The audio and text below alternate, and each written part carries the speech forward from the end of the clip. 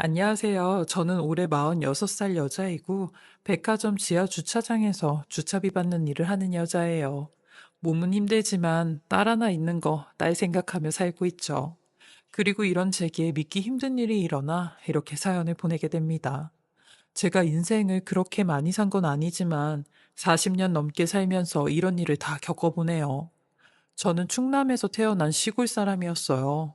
일찍이 엄마를 여의고 아버지와 할머니와 함께 살았는데, 저희 아버지는 도시로 지방으로 일을 하러 다녔기에 함께 보낸 시간이 거의 없었습니다. 그래서 가끔 아버지가 집에 오시면 왠지 낯선 남자가 집에 오는 듯한 기분이 들었죠. 아버지도 저를 그닥 애정어린 마음으로 보진 않으셨어요. 그럴 만도 한 게 함께한 시간이 아예 없었으니 정도 없으셨겠죠. 그래서인지 저는 더욱 할머니에게 의지를 하며 살았어요. 얼굴조차 기억이 안 나는 엄마를 대신해 할머니가 제 엄마라고 생각을 했죠. 왜 새끼오리들이 태어나면 처음 보는 큰 개체를 어미라고 여긴다잖아요. 제가 딱 그런 처지였어요. 할머니는 늘 엄마처럼 절 챙겨주시고 절 보호해주셨고, 연세가 드셔서 치매가 걸리셨을 땐 제가 할머니의 엄마가 되어드렸죠. 그렇게 할머니는 저와 딱 20년을 같이 사시고 돌아가셨어요. 그리고 2년 뒤 아버지마저 심장마비로 돌아가시게 되었죠. 제게 남은 가족이라곤 단 한 명도 없었고, 저는 22살에 고아가 되었어요. 사실 고아라는 말을 붙이기도 좀 그런 게 22살이면 다 큰 성인이잖아요. 근데 가족이 없다는 건 성인도 아이로 만들어버리는 그런 영향을 주더라고요. 저는 22살에 외로움에 사무쳐 무작정 사람이 많은 서울로 상경을 했고, 사람들을 많이 만날 수 있는 곳에 취직을 했어요. 그래야 제 외로움과 가족에 대한 빈자리가 채워질 것만 같았거든요. 그렇게 저는 처음 선택한 직업이 백화점 안내 데스크 일이었는데, 제 소원대로 일을 하는 내내 정말 많은 사람들을 거치고 만나게 되었어요. 제가 다른 건 볼품이 없어도 키 하나는 크고 마른 몸매 하나는 자신이 있었기에 안내 데스크에서 일을 할 수 있었어요. 저는 이 일을 하면서 남자친구도 만나게 되었는데, 남자친구가 먼저 호감을 표시했어요. 거의 3달에 걸쳐 매일같이 백화점으로 퇴근을 해 제 연락처를 물어보곤 했죠. 처음엔 부담스럽긴 했지만 이렇게 한결같이 제가 좋다고 하는 걸 보니 저도 호기심이 생겼어요. 그래서 만남을 갖게 되었고 진지하게 연애까지 하게 되었습니다. 사실 처음엔 남자친구가 먼저 호감을 표했지만 나중엔 제가 더 적극적으로 남자친구를 좋아하게 되었어요. 절 떠난 가족을 대신해 남자친구는 제게 정신적으로 굉장한 지주가 되어줬어요. 남자친구 또한 아버지가 없이 엄마가 미혼모로 혼자 본인을 키웠다며 제 심정을 이해한다고 했어요. 매번 같이 술을 마시면 부모님 얘기에 눈시울을 붉혀준 남자였습니다. 그러니 그땐 남자친구에게 간이고 쓸개고 모든 걸 다 내어줄 심상이었죠. 하지만 제 모습을 본 저와 같이 일하는 언니는 제게 조심하라는 말을 굉장히 많이 했어요. 그 언니가 남자 경험이 많다 보니 저에게 훈수 도는 걸 참 좋아했거든요. 제가 남자친구 자랑만 하면, 얘 원영아, 너 같은 애가 특히나 남자를 조심해야 돼. 지금 좀 외롭다고 한 남자한테 푹 빠져서 헤어나오지 못하면 너 완전히 그 사람한테 발목 잡혀버리는 거다. 그러니까 이 남자 저 남자 많이 만나봐 라곤 했죠. 그럴 때마다 저는 속으로 내가 너랑 같니? 내 남자친구가 얼마나 나한테 헌신적인데 라며 충고 같지도 않는 충고를 귓등으로 듣곤 했네요. 그렇게 저는 남자친구와 2년간의 연애 끝에 결혼을 하게 되었어요.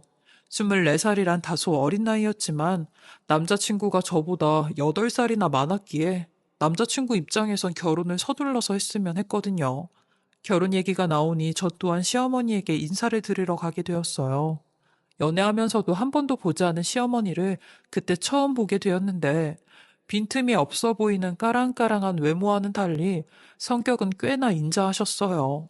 나이 많은 본인 아들이랑 결혼을 하게 돼서 괜찮냐는 말부터 본인 아들 흉을 살짝살짝씩 보시며, 이렇게 부족한 게 많은 아들인데 원영 씨가 좋다고 하니 엄마인 나로서는 고마울 따름이야 라며, 부모님도 우리 지석이가 마음에 드셔야 할 텐데 라고 하시는 겁니다.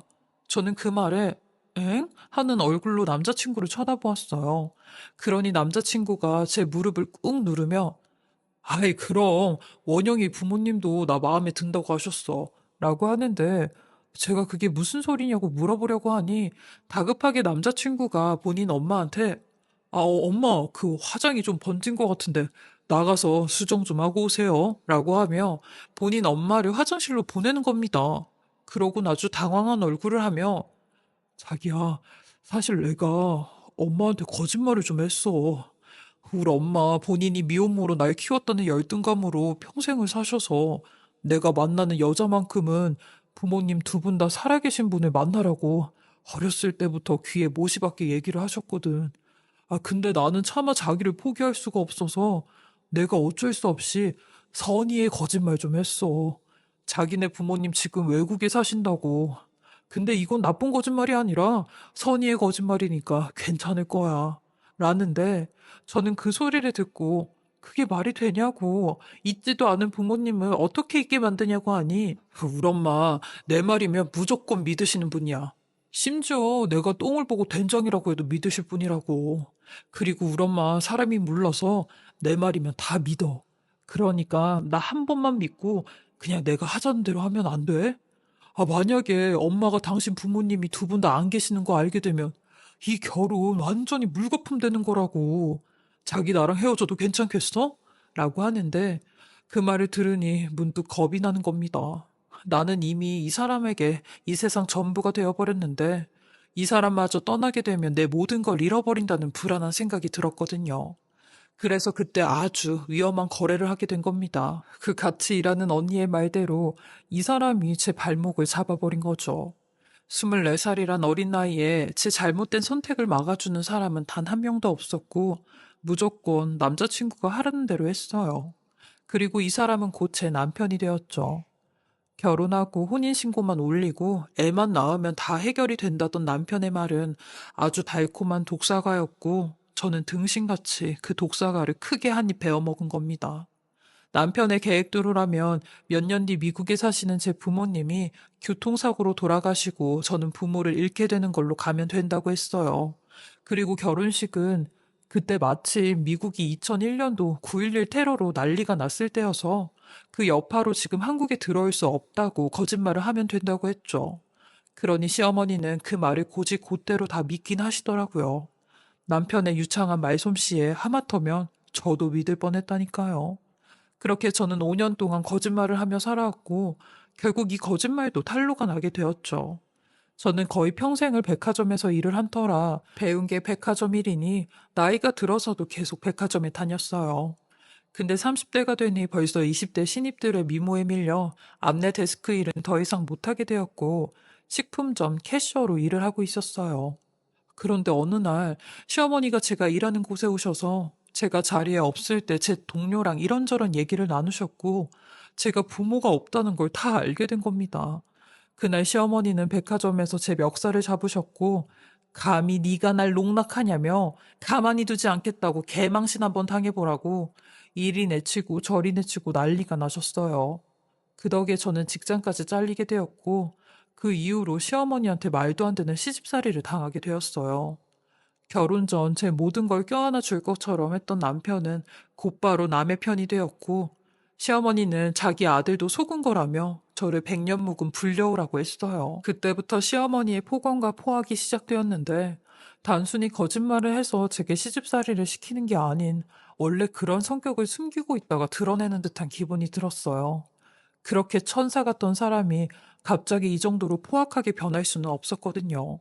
이런 시어머니 때문에 저는 유산까지 하게 되었는데, 한 번은 임신을 한 저를 시댁으로 호출하셨어요.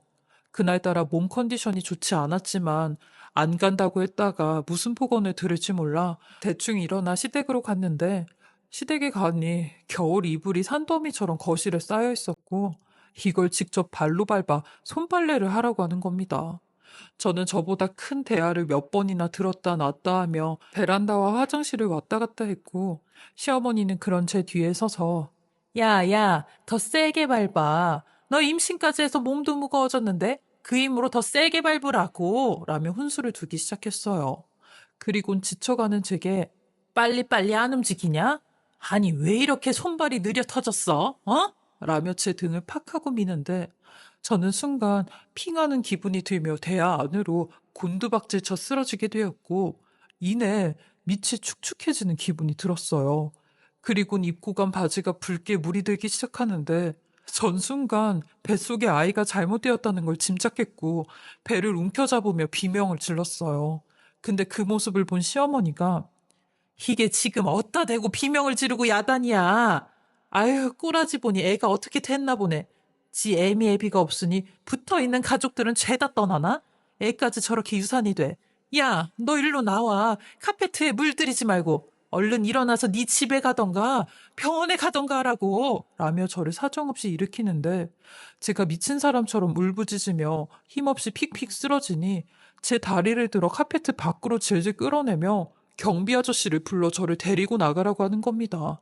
경비 아저씨는 쓰러져 있는 제 모습에 119를 불렀고 구급대원이 도착해 시어머니한테 보호자님도 동행하시라고 하니 시어머니가 그때 한 말이 아직까지도 잊혀지지가 않아요. 저 보호자 아닙니다. 저 여자 우리 집 시가발이에요. 라는 말이요. 저는 그날 이후로 남편에게 나 당신 엄마랑 두 번 다시 얼굴 안 보고 살 테니까 그거 못하겠으면 나랑 이혼하자고 했어요. 그러니 남편 놈은 아, 자기야, 우리가 엄마한테 잘못했으니까 벌 받는다 생각해야죠. 어떡해? 라는 말을 하는데 그런 남편 놈에게 너도 네 엄마랑 똑같다며 이혼하자고 했습니다. 그러니 제 팔을 붙잡고 알겠다고 자기 엄마 안 보겠다고 하더라고요. 그 이후로 저는 진짜로 시어미 얼굴 안 보고 살았어요. 하지만 제가 안 본다고 또 안 볼 순 없더라고요. 저는 결혼 후 7년 만에 임신을 하게 되었고 32살의 나이에 힘들게 아이를 낳게 되었어요. 아이를 낳고 살다 보니 내 가족이라는 울타리, 구성원이 생기는 것 같아 어릴 적 공허함이 채워지는 것 같았고 시험이 빼고는 행복했습니다. 주말마다 제 딸과 애비 노릇한다고 노력하는 남편과 함께 바다고 산이고 들이고 전국 팔도를 유람하며 돌아다녔어요. 내 딸만큼은 부모 없이 자랐다는 그 말을 듣게 하지 않으려고 정말 악착같이 살았네요. 시애미의 시집살이에도 남편과 붙어 산 게 그 이유였어요. 근데 이것도 잠시 우리 딸이 10살이 되던 해 저는 청춘병력 같은 암 소식을 듣게 되었습니다. 유방암 3기로 이미 겨드랑이 림프절까지 전이가 되어 있다고 했어요. 제 소식을 듣게 된 시어미는 절 보며 가지가지 한다고 하더라고요. 뭐 이딴 불량이 우리 집에 들어왔냐며 절 보고는 너는 대체 제대로 된 게 뭐가 있냐? 유산이 되질 않나? 유방암이 걸리질 않나? 네 애미는 너한테 뭘 물려준 거냐? 이라고 하시는데 그 말엔 저도 이성을 잃어 집에 있는 그릇이랑 그릇은 다 깨부수며 그러는 어머님은 어머님 아들내미한테 뭘 그렇게 좋은 걸 물려주셔서 저러고 산대요? 라며 한바탕 난리를 쳤어요. 그러니 남편 놈도 저를 내치며 야, 너 까불지 마.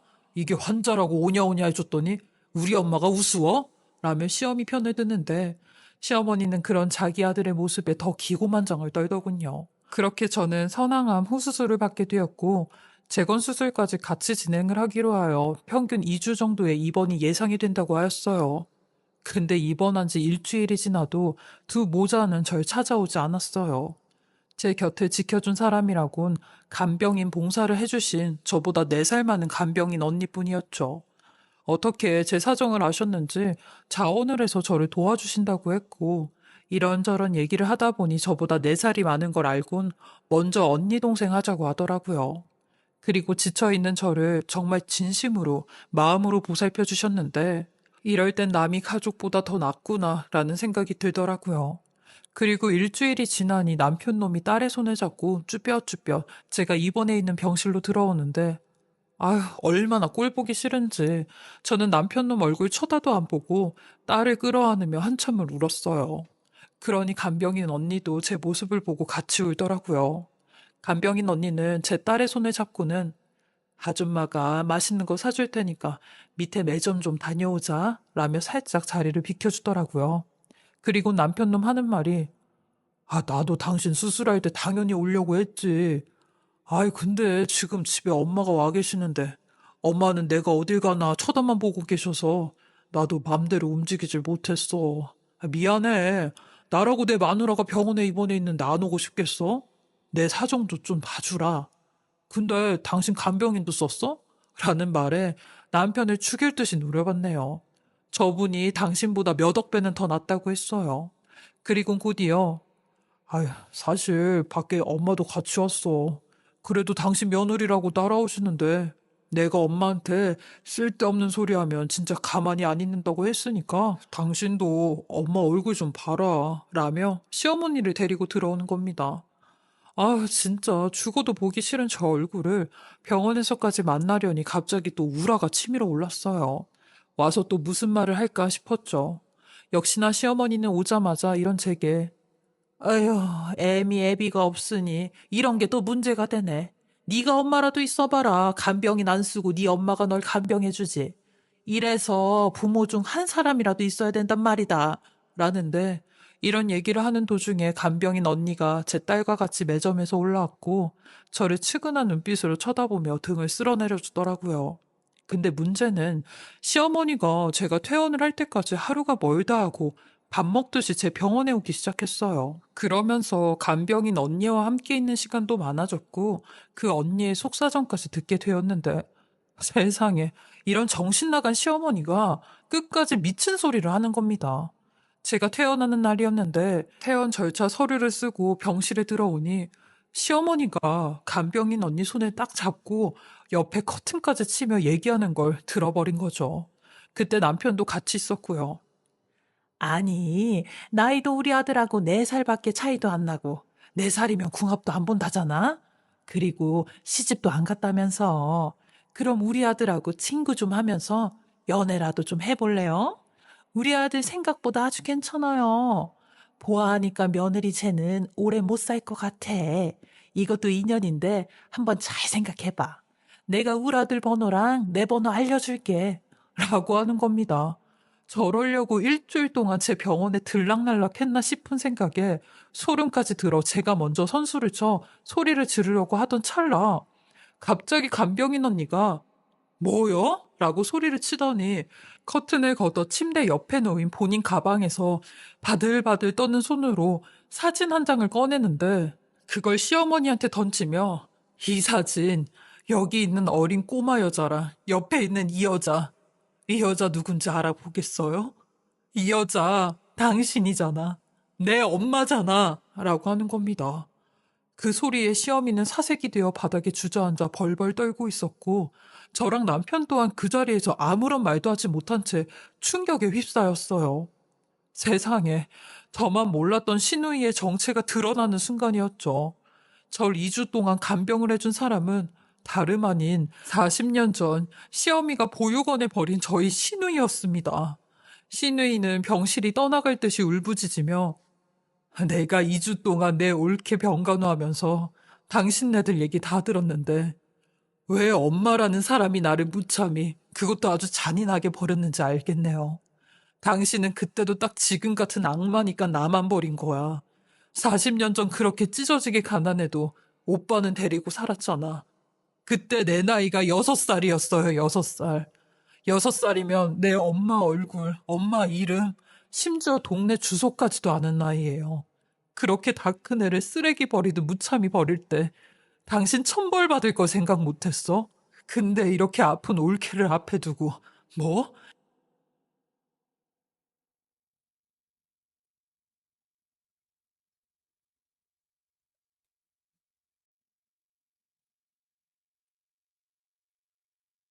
당신 아들이랑 연애를 하라고?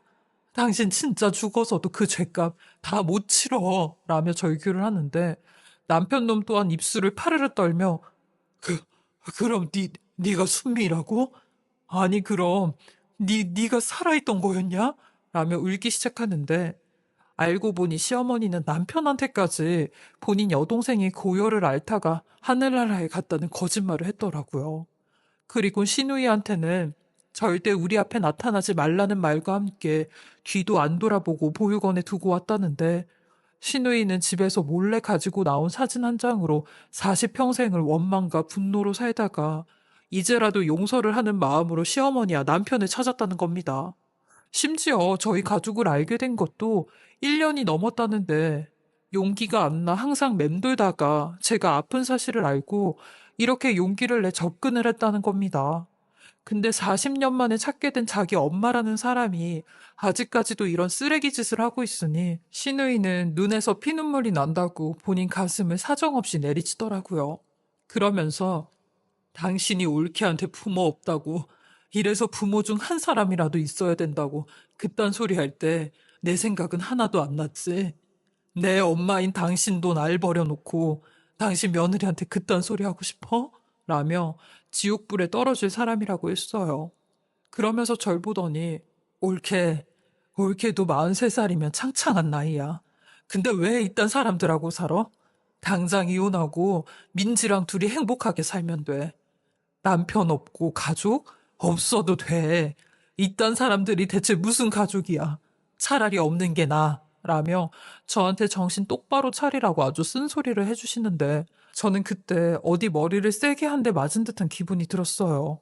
신우이 얘기를 듣고 나서야 내가 정말 여태까지 잘못 살았구나 라는 깨우침이 생긴 거죠. 제 인생에 제대로 된 사람을 만난 겁니다. 그 말을 듣곤 저도 시어미와 남편놈에게 이혼하겠다는 말을 했어요. 이번에는 지나가는 말이 아닌 정말로 하겠다는 말이요. 저도 시애미가 남편이랑 연애해보라는 그딴 소리 할 때 이미 5만 가지 정은 다 떨어져 있었거든요. 시어미는 벌벌 떨며 제 다리와 시누이 다리를 사정없이 붙잡기 시작하는데 그제서야 본인이 했던 그동안의 악행들까지 반성한다는 듯이 며느라 딸아 미안하다. 내가 니들한테 용서받을 수 없는 일을 했어. 그래도 아무리 그래도 내가 그동안 너한테 못되게 굴고 나쁘게 했어도 나만 미워하면 되지. 이혼까지는 할 필요 없지 않냐? 내가 이렇게 용서를 구할 테니까 제발 이혼만큼은 다시 생각해다오. 라고 하는 시어미의 손을 떼내며 저도 참을 만큼 참았어요. 근데 이제 와서 천사 시어미 노릇하고 싶으세요? 이미 끝났네요. 라며 퇴원 준비를 마치고 시누이 부추김에 병원 밖으로 나왔어요. 저는 한동안 병원 벤치에 앉아 시누이한테 그동안 제가 알지 못했던 과거 이야기들을 전부 다 듣게 되었고, 시누이 또한 제 손을 잡으며 올케, 갑자기 이런 시누이가 생겨 놀랐겠지만 이혼해도 내가 올케의 가족이 되어줄게. 나는 저 사람들 실체 알고 나니까 더욱더 가족이 필요 없다고 생각이 든다. 그니까 가족 없는 사람끼리 손 잡고 열심히 살아보자. 라며 절 끌어안아 주시는데 할머니가 돌아가신 이후로 처음 느끼는 사랑이 느껴졌어요. 저는 태어나자마자 남편놈에게 이혼 소장 보내고 조용히 이혼하지 않으면 그동안 시애미가 나한테 했던 모든 악행들 전부 다 위자료 청구할 거고 정신적 손해배상까지 할 거라고 했어요. 그러니 남편놈은 제게 재산의 80%와 양육권 그리고 양육비까지 주겠다고 순순히 물러나더라고요. 본인도 느꼈겠죠. 자기 엄마 한 사람 때문에 온 가족이 파멸되고 찢겨졌다는 걸요. 그렇게 저는 이혼한 지 2년이 되었어요. 아직까지는 전 남편과 전 시모에게 별다른 연락 없이 사건 사고 없이 조용히 잘 지내고 있답니다. 그리고 신누이와는 여전히 언니처럼 지내고 있어요. 신우는 제 이혼과 동시에 올케가 이혼했으니까 나도 더 이상 올케 시누이 아니잖아. 그냥 우리 언니 동생 하면서 지내자. 라고 하셨어요. 전 남편과 이혼하기 전에는 마냥 컴컴한 불안감에 이혼을 하면 매장이라도 당하고 내 인생이 패배를 했다고 생각이 될 줄 알았는데 막상 이혼해보니 아무도 제 인생을 신경 써주지 않더라고요. 괜히 겁을 냈나 싶기도 하고 더 빨리 용기를 낼 걸 하는 후회도 됐어요. 이제야 숨을 쉬는 것 같고 사람 사는 것 같이 살고 있죠. 10살이었던 제 금쪽 같은 딸은 벌써 6학년이 되어 내년엔 중학교에 입학을 해요. 언제 저렇게 컸나 하는 생각에 때론 기특하기도 하고 미안하기도 하는데 이런 딸과 함께 열심히 사는 게 저의 가장 큰 목표가 되었습니다. 제가 이혼을 조장하는 건 아니지만 저처럼 이혼이 고민되고 망설여지는 분들이 계시다면 신중히 잘 생각하시고 어떤 게 내가 더 행복한 삶을 살 수 있을까라는 무게를 재어보시길 바라봅니다. 저의 보잘것없는 긴 인생 이야기 들어주시고 읽어주셔서 너무 감사하고요. 다들 간절기 감기 조심하시고 건강 잘 챙기시고 행복만 가득하시길 바라겠습니다. 지금 올해 40살 된 여자이고 평범한 삶을 살고 있었던 사람이었어요. 남편을 만나기 전까지는 그랬죠. 하지만 남편을 만나고 나선 저의 평범한 인생이 생각지도 못한 방향으로 흘러가게 되었는데 얼마나 제 삶이 기구했는지 이제부터 들려드리도록 하겠습니다. 저는 굉장히 늦은 나이에 결혼을 한 편이에요. 35살에 결혼을 하였는데 내가 결혼을 할 수 있을까 하던 찰나에 남편을 만나게 되었어요. 남편 또한 장가를 못 간 노총각이었는데 나이는 저보다 3살이 더 많았죠. 그때 당시 남편 나이가 37살이었는데 남편은 전혀 37살처럼 보이지 않을 정도로 동안이었어요. 게다가 본인 몸 관리를 철저하게 하고 있었거든요. 남편 말로는 항상 퇴근하고 헬스장에서 2시간 정도 운동을 하고 집에 들어간다고 했어요. 남편의 말에 그러기가 쉽지 않은데 정말 대단하다 생각을 했었어요. 게다가 남편은 평상시 모습과 비슷하게 성격도 굉장히 바른 사람이었죠. 정말 가식 없고 솔직한 게 만나면 만날수록 사람이 진국이었어요. 때론 너무 솔직해 제가 당황스러울 때도 몇 번 있었는데 그런 모습이 귀엽기까지 했던 사람이에요. 저는 이런 남편과 연애를 하면서 남편의 집안 사정도 듣게 되었는데 남편은 부모님 없이 형이랑 단 둘이서 살았대요. 남편의 어머니는 남편이 아주 어렸을 때 집을 나가셨대요. 그래서 남편 또한 어머니 얼굴이 기억이 나지 않는다고 했죠. 그리고 아버지는 배를 타셨기에 1년에 몇 번 집에 오실까 말까 하셨고요. 근데 이런 아버지도 얼마 안 돼 소식이 끊겨 대부분의 삶을 형과 함께 살았다고 했어요. 그나마 다행인 건 남편의 형이 남편보다 7살이나 많아 이런 생활이 가능하다고 했죠. 남편에게도 형이라는 존재는 형제 그 이상 거의 부모라고 해도 과언이 아니었대요. 두 사람의 우애가 정말 남달랐던 게 남편의 형이 남편을 끔찍히 여기는데 남편 또한 형이라면 자다가도 벌떡 일어나 달려가곤 했어요. 그 정도로 우애가 좋고 형제 사이가 좋았죠. 저는 여태까지 이렇게 사이가 좋은 형제를 본 적이 없었어요. 정말 전래동화에서나 나올 법한 그런 사이였죠. 제가 남편에게 제일 먼저 소개를 받은 사람도 남편의 형이었는데 둘은 생긴 것부터 성격까지 아주 똑같은 쌍둥이 같았어요. 남편의 형 또한 저를 보며 굉장히 좋아하셨는데 동생이 이런 아가씨를 데리고 와서 자기는 보기만 해도 배가 부르다고 할 정도였어요. 그 정도로 절 많이 예뻐해 주셨죠. 저도 나이는 많았지만 남편 형보다는 10살이나 어렸으니 아주버님은 제게 막내 여동생이 한 명 생긴 것 같다며 잘해주셨어요. 게다가 남편이 없을 때 제 번호까지 슬쩍 물어보시며 남편이 속썩이는 일 있으면 연락하라고 혼내주겠다고까지 하셨어요. 남편의 형이 이 정도로 저와 남편을 챙기는 이유가 또 있긴 했는데 44살이 될 때까지 장가를 가지 않으셨어요. 그러면서 본인은 이미 늦은 것 같다고 동생만 좋은 사람 만나 장가 가고 행복하게 살면 그거 하나로 족하다고 하셨죠.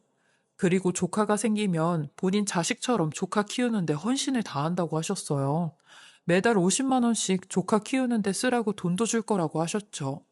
원래 본인이 아이들을 이뻐하고 좋아해서 하는 일도 학원 차량 운전을 일부러 하고 있다고 했어요. 남편도 그런 본인 형을 보며 형이 아빠가 되면 애들한테 진짜 잘할 텐데 나한테 이렇게 모든 걸 다 희생해주니까 난 형한테 더할 나위 없이 고맙지 라고 하더라고요. 둘의 대화만 들어도 참 끈끈한 형제애가 가득해 보였어요. 남편의 형은 자리가 끝날 때까지 우리 동생 참 괜찮은 놈이니 결혼해서도 잘 살 거라고 믿어보라고 하더라고요. 저 또한 이런 남편과 결혼을 전제로 좋은 만남을 가졌고 딱 1년 동안 연애하고 결혼을 하게 되었어요. 저희 부모님도 남편 인성을 보고 굉장히 마음에 들어 하셨거든요. 그래서 결혼 허락을 받을 땐 별다른 문제 없이 결혼을 하게 되었어요. 저희 부부는 신혼생활도 여느 부부처럼 달콤하게 보내고 있었는데, 저도 남편을 따라 운동하는 취미를 붙여 퇴근을 하면 꼭 헬스장에서 한두 시간 정도 헬스를 하고 같이 집에 돌아오곤 했어요.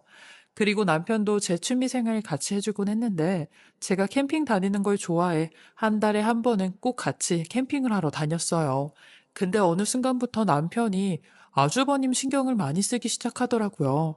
어딜 가서도 은연중에 아주버님 이야기를 하며 우리 형도 이런 데 오면 참 좋아할 텐데 라든지 우리 형도 이런 거 먹으면 잘 먹을 텐데 라는 말을 자주 했어요. 처음엔 이런 남편을 보고 아주버님은 남편에게 부모 같은 존재이니까 남편이 이럴 수도 있겠다 생각했어요.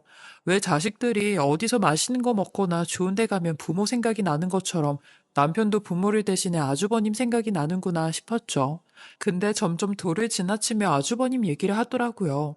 같이 간 제가 더 미안해질 만큼 본인 형 얘기를 자주 하는데 오죽하면 제가 먼저 그럼 다음에 캠핑 갈 땐 아주버님도 모시고 같이 갈까? 라고 하니 그건 또 싫다고 괜찮다고 하더라고요. 그냥 본인 혼자서 하는 말이니까 너무 신경 쓰지 말라면서 대충 웃어 넘기는데 듣는 저로서는 신경이 안 쓰일 수가 없었어요. 가뜩이나 저희가 결혼을 하자마자 아주버님이 이사까지 가시면서 왕래가 많이 줄어들긴 했거든요. 게다가 원래 사이가 돈독한 형제인데 저랑 결혼을 하면서 멀어진 건 아닌가 하는 마음에 남편에게 먼저 제안을 했어요. 여보, 그럼 우리 매달 셋째 주 토요일마다 정해놓고 아주버님하고 다 같이 만나서 외식하는 건 어때?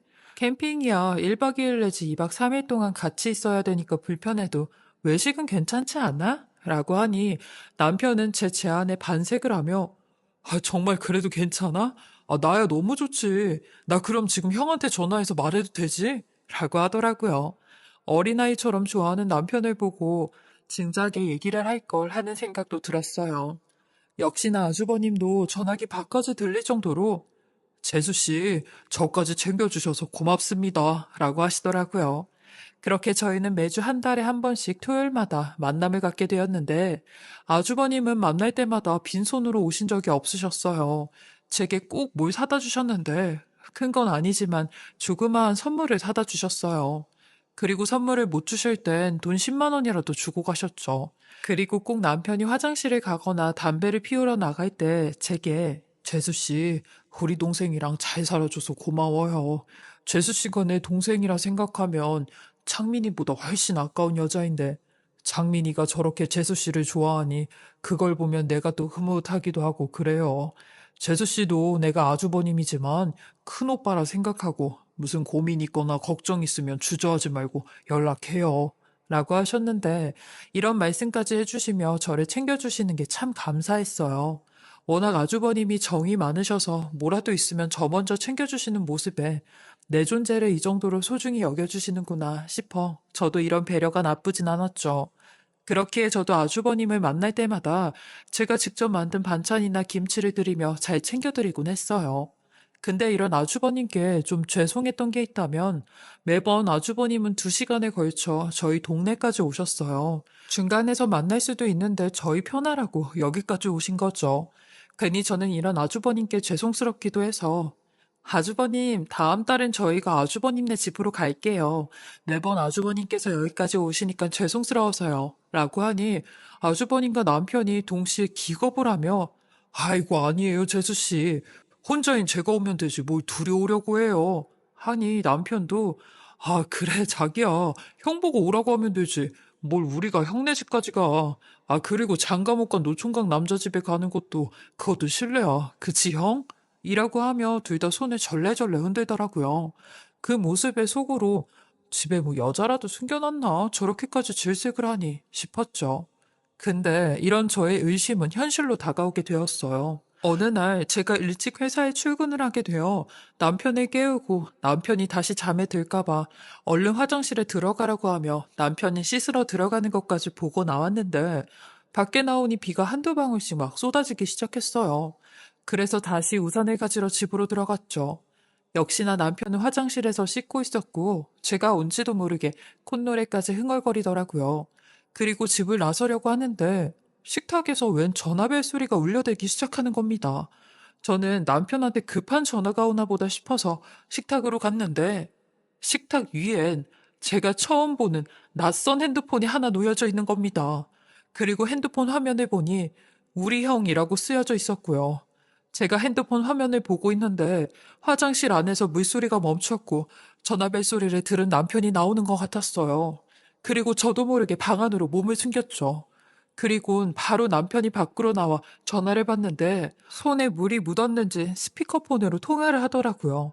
그렇게 저는 이 두 사람의 전화 통화를 듣게 되었는데 아주버님은 전화를 받은 남편에게 다짜고짜 소리를 치며 장민아, 지금 주아 상태가 또 다시 안 좋아져서 지금 병원에 가고 있어. 거의 혼수 상태로 가고 있는데 이러다 네 딸 주아 잘못 얘기라도 하면 어떡하냐. 나 지금 손발이 다 떨리고 미치겠다. 어떡하냐 창민아. 라고 하는 겁니다. 네 딸 주아 라는 말에 맥이 풀려 그 자리에 주저앉고 말았어요. 그러니 남편도 한동안 말이 없더니 형, 어떡해? 주아 진짜 잘못되는 거 아니야? 아, 나 어떡하면 좋아. 우리 딸 태어난 지 얼마 되지도 않아서 세상빛도 못 보고 어떡하면 좋아. 나 대신 내 딸이 벌 받고 있나 봐, 형. 이라며 울음 섞인 말로 통화를 하는데 저는 그 통화 소리를 듣자마자 방문을 부서져라 열어 제꼈고 당신, 지금 이게 다 무슨 소리야? 당신 딸이라니, 어? 당신한테 딸이 있다고? 라며 소리를 쳤어요. 그러니 남편 또한 제 모습에 소스라치게 놀라며 허둥지둥 전화를 끊어버리는데 남편은 입을 다물지 못하며 당황한 얼굴로 여보, 아니 당신이 어떻게 라고 하는데 전 그런 남편에게 딸이라니, 딸이라니, 그게 뭔 소리야? 지금 아주버님이 당신한테 뭔 소리 하시는 거냐고. 라며 남편 손에 들고 있던 핸드폰을 빼서 아주버님한테 다시 전화를 걸었어요. 그러니 아주버님이 전화를 받으시곤, 자, 장민이니? 설마 재수씨 집에 계셨어? 라고 하는데 그 말에 아주버님, 저예요. 저 지금 미치기 일보 직전이니까 바른 대로 말해주세요. 남편한테 딸이 있다고요? 라고 소리를 쳤어요. 그러니 한동안 묵묵부답이었던 아주버님이 죄송합니다, 재수씨. 정말 죄송합니다. 다 제가 창민이한테 거짓말하라고 시킨 거예요. 우리 동생은 아무 잘못 없어요, 재수씨. 라고 하는데 전 그 말을 듣자마자 전화를 끊었고 미친 사람처럼 집을 빠져나왔어요. 남편은 그런 절 붙잡으며 내 얘기 좀 들어봐 라고 하는데 전 그런 남편의 손을 있는 대로 뿌리치고 집 밖으로 나왔고 화정이 다 번지게 울며 밖으로 뛰쳐나왔어요. 그러니 곧이어 남편도 옷을 갈아입고 절 따라 나오더라고요. 남편은 절 쫓아오며 제 이름을 불러댔고 저는 그런 남편의 부름에도 무시하며 앞만 보고 뛰어나왔어요. 남편에게 배신을 당했다는 사실에 남편과 마주하는 것조차 끔찍했거든요. 그렇게 전 사거리 신호등이 거의 끊기기 직전에 횡단보도를 건넜고 전 당연히 남편이 횡단보도를 건너지 않았을 거라 생각했는데 곧이어 몇 초간의 자동차 경적 소리가 들리더니 사람들의 비명 소리가 들리기 시작했어요. 그리고 남편의 부름이 멈추게 되었죠. 저는 이 모든 소리에 그 자리에서 얼음이 되어버렸고 불길한 느낌으로 뒤를 돌아봤을 땐 그 자리에 주저앉고 말았어요. 남편이 도로 한복판에 차가운 비를 맞으며 쓰러져 있는 겁니다. 그 모습에 저도 기어가다시피 남편을 부르며 달려갔지만 이미 남편은 제 목소리에도 반응이 없었고 축 늘어져선 가만히 눈만 감고 있더라고요. 그렇게 남편은 시민들의 신고로 응급실로 실려갔지만 딱 일주일 만에 눈을 감게 되었어요. 저는 제게 일어난 이 모든 일로 말로 형용할 수 없을 만큼 충격을 받았고 심적으로 죄책감까지 들었어요. 정말 평온하고 평화롭던 저희 부부에게 이런 일이 생기다니 믿을 수가 없었죠. 남편에게 아이가 있다는 사실을 알고 남편 입으로 무슨 일이 있었던 건지 들을 수도 없이 남편이 하늘나라에 가게 되었으니 저보다 더 기구한 여자가 어디 있겠나 싶었어요. 하지만 이 모든 남편의 과거는 아주버님을 통해 알게 되었죠. 아주버님 말로는 남편이 31살에 만나던 여자로부터 임신 소식을 듣게 되었대요. 그래서 결혼까지 생각하고 애를 낳았는데 이 여자가 남편에게 덩그러니 애만 맡긴 채 도망을 갔다는 겁니다. 남편 또한 이 아이를 안고 한참을 고민을 했대요. 그냥 보육원에 보낼까 입양을 시킬까 하고요. 근데 아주버님이 그 모습을 보고 차마 그럴 수 없다며 우리도 엄마랑 아버지한테 버림을 받아봐서 알지 않냐고 이 조그마한 애를 어떻게 그런 곳에 보낼 수 있냐며 아주버님이 저희 남편을 대신해 그 아이를 키우겠다고 했다는 겁니다. 아주버님은 제게 울먹이며 내가 장민이한테 그랬어요. 형이 희생해서 그 아이 키울 테니까 너는 제대로 된 가정 이루면서 살라고요. 그리고 이 비밀도 무덤까지 가지고 가자고요. 그래서 그 아이 또한 저를 아빠로 알고 있고요. 라는데 그 말에 근데 왜 저한테까지 그 아이의 존재를 숨기신 거세요? 라고 했어요. 그냥 그 아이가 아주버님 딸이라고 해도 상관없지 않냐고 하니 저희 남편도 그 아이와 단 둘이 만난 적이 없었대요. 갓난아기였을 때는 몇 번 만났는데 인지를 하기 시작하면서부턴 그냥 사진과 동영상으로만 보고 만난 적은 없었다고 하더라고요. 그렇게 서로 모르는 사람으로 살아가는 게 맞다고 생각을 했다네요. 그 말을 듣고 정말 말이 안 나와 입이 다물어지지가 않았어요. 결혼하고 3년 동안 이 사실을 숨겼는데 만약 평생 같이 살았다면 몇십 년을 감쪽같이 숨기려고 한 거였냐며 아주버님께 소리를 질렀죠. 그러니 아주버님은 고개를 숙이며 그 아이가 지금 많이 아프거든요. 그래서 병원에서도 오래 살지 못할 거라고 그런 얘기를 해서 이렇게 살다 보면 우리 두 형제의 과거가 감춰지는 줄 알았어요. 미안합니다, 재수 씨. 라고 하더라고요. 아주버님을 통해 알게 된 이 모든 사실을 듣고 그제서야 남편이 본인 형한테 했던 말들이 떠올랐어요.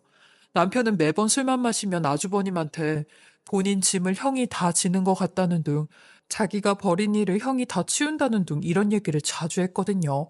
그럴 때마다 그게 무슨 소리인가 싶었는데 이런 사정이 있었던 거였네요.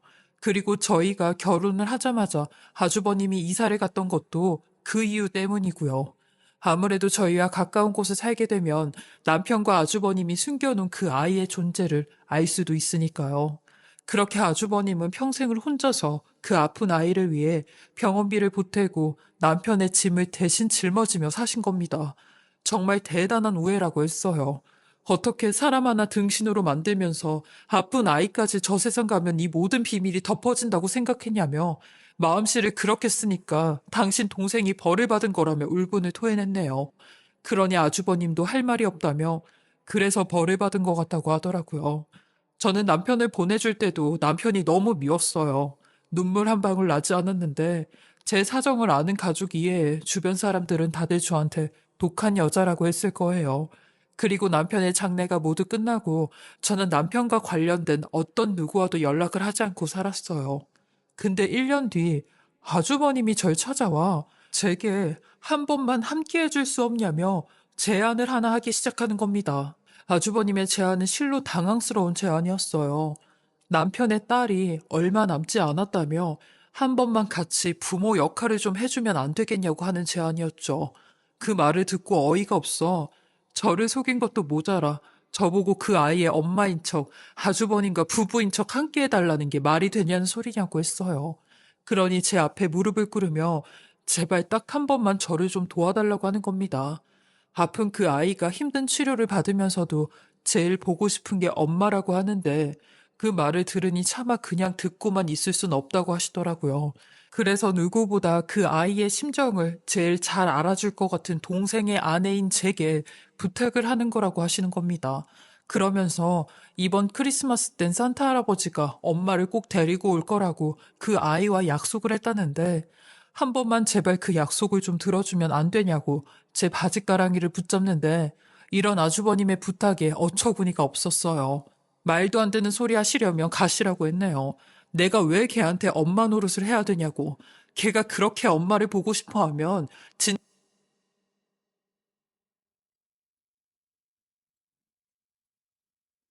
엄마를 찾아가서 부탁하라고. 왜 다 끝나버린 남편과 제 사이를 또 들추냐며 아주버님을 매몰차게 내보냈어요. 그러니 아주버님도 제 말에 죄송하다며 고개를 숙이고 가시더라고요. 근데 문제는 아주버님이 왔다 가신 후부터 그 말이 자꾸 제 귀에 맴돌기 시작했어요. 얼마 남지 않은 아이의 소원이 엄마를 보고 싶다는 말이요.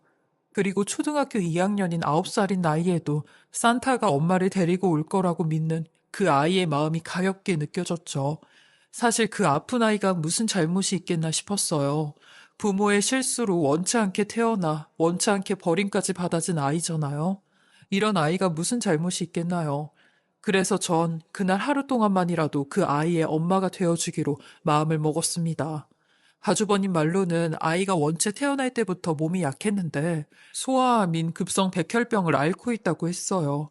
현재는 치료 중에 있긴 한데 치료 시기가 늦어진 바람에 지금은 완치가 불가능하다고 하더라고요. 담담히 말씀을 하시는 그 얼굴엔 이미 슬픔으로 가득 찬 얼굴을 하고 계셨어요.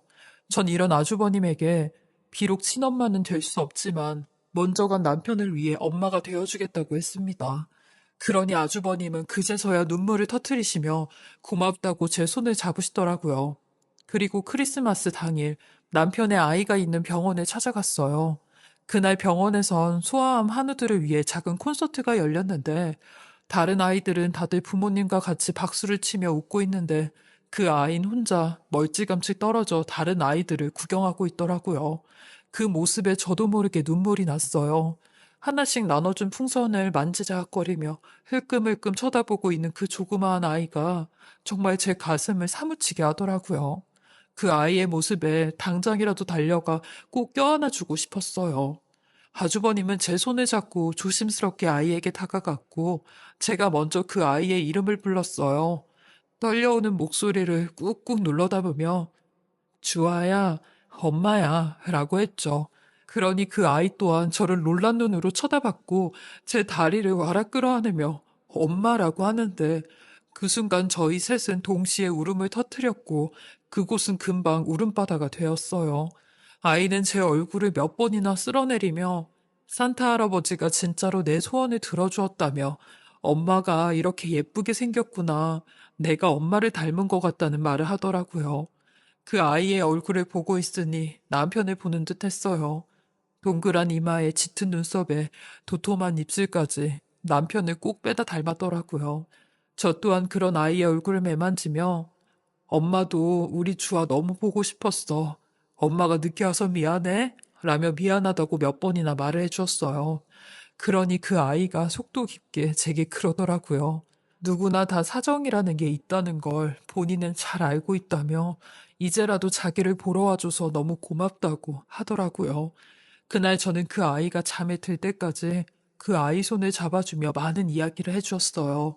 제가 남편을 만나 연애를 한 이야기부터 남편과 결혼을 하여 너를 갖고 행복했었던 이야기까지 비록 선의의 거짓말이었지만 아이는 더할 나위 없이 행복해 하더라고요. 옆에서 절 지켜보던 아주버님도 몇 번이나 고맙다는 눈빛을 보내셨고요. 그리고 병원에 나왔을 때 아주버님께서 제게 그러더라고요. 8년 동안 아이가 저렇게 행복해한 적은 처음이라고요. 그러면서 이제는 재수 씨한테 두 번 다시 이런 부탁 안 드릴 거라고 감사했다고 하는데 그런 아주버님께 제가 먼저 제안을 했어요. 아이가 떠나기 전까지 엄마로 남아주고 싶다고요. 그러니 아주버님은 더 이상 말을 잇지 못하시더라고요. 감사하다고요. 그렇게 전 4개월 동안 엄마가 되었어요. 내가 엄마가 됐다면 하고 싶었던 모든 걸 그 아이한테 전부 다 쏟아 부어 주었어요. 나중에라도 더 잘해줄 걸 하는 후회를 하고 싶지 않아서요. 그리고 저희 부모님이나 친언니한테 이 사실을 알리면 가만히 있지 않을 것 같아 비밀리에 아이의 엄마로 살았었죠. 그리고 그 다음에 벚꽃이 흩날리는 봄날 남편의 아이, 그리고 4개월 동안 저의 아이였던 딸아이가 천사가 되었어요. 제 인생에서 가장 많이 울었던 장례식이 아닌가 싶었어요. 남편이 하늘나라에 갔을 때도 배신감에 그렇게 많이 울지 않았는데 말이죠. 아이를 남편이 있는 수목장에 같이 안치시키고 아이 나무를 보며 얘기했어요. 주아야, 하늘나라에선 진짜 아빠 만나서 진짜 아빠랑 남은 시간 동안 행복하게 잘 살아. 그리고 비록 4개월짜리 엄마이지만 엄마도 잘 살 수 있게 우리 딸이 지켜봐줘. 라고요. 남편에게도 들려 이제는 당신을 용서할 수 있다고 했어요. 그러니 편안하게 눈 감고 거기선 행복하라고 했어요. 너무 늦게 용서해서 미안하다고 했죠. 그리고 그날 밤 저는 모처럼 잠을 푹 잤어요. 사실 남편이 가고 1년 동안 불면증과 불안장애로 정말 힘들었었거든요. 사람을 사랑하는 마음보다 증오하는 마음이 더 힘들다는 걸 알게 된 1년이었고, 증오는 곧 사랑으로 이길 수 있다는 걸 알게 된 4개월이었어요. 그리고 지금은 혼자 생활하며 살고 있는데 조심스럽게 아이 입양을 생각하고 있습니다. 한부모도 입양이 가능하긴 한데 조건이 좀 까다롭다고 하더라고요. 내년 정도엔 입양 기관에 심도 있게 문의를 해볼까 생각 중에 있답니다. 아주버님과도 가끔씩 연락을 하며 지내고 있는데 제 이런 계획에 응원을 해주며 각자의 삶을 격려하고 있어요. 저도 아주버님께 얼른 좋은 분 만나서 장가 가시라고 하고요. 저도 제 인생이 이렇게 될 줄은 꿈에도 몰랐는데 인생이란 게 참 신기하고 알 수 없는 것 같아요. 저 또한 그걸 경험해 봤으니까요. 여태까지 저의 긴 이야기 들어주시고 읽어주셔서 감사하고요. 인생이 항상 행복할 수만은 없지만 그래도 행복만 가득하시길 바라며 건강하시고 복된 날들이 충만하시길 바라겠습니다. 지금